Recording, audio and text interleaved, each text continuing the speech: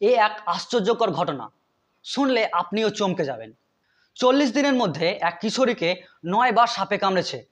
ঘটনায় আতঙ্কিত হয়ে রয়েছে পরিবার এবং সমস্ত গ্রামবাসী।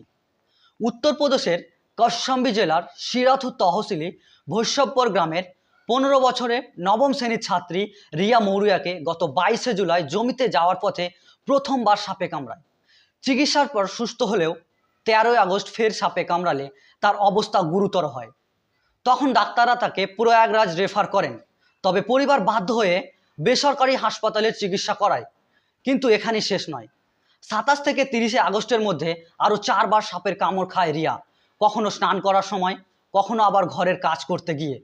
বারবার চিকিৎসার খরচা ভেঙে পড়ে পরিবার। শেষমেশ বাধ্য হয়ে ঝাড়ফুঁকের আশ্রয় নিয়েছে তারা। पेशेंट को आप ले जा रहे हैं और क्या इन्होंने बताया दिक्कत क्या है? इनका नाम रिया मौर्य है और इन्हें 9 बार स्नेक बाइट हुआ है और हमें पहली बार इनका केस मिला हुआ है, तो हम टाइम से आ गए हैं। अब इनको लेकर CSC सिराथू के लिए जा रहे हैं।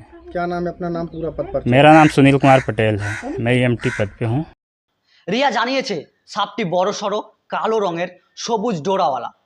প্রতিবার কামড়ানোর 1 ঘন্টার মধ্যে অজ্ঞান হয়ে পড়ে সে। আতঙ্কে তার ভাই বোনদের ইতিমধ্যে দাদু বাড়ি পাঠিয়ে দেওয়া হয়েছে।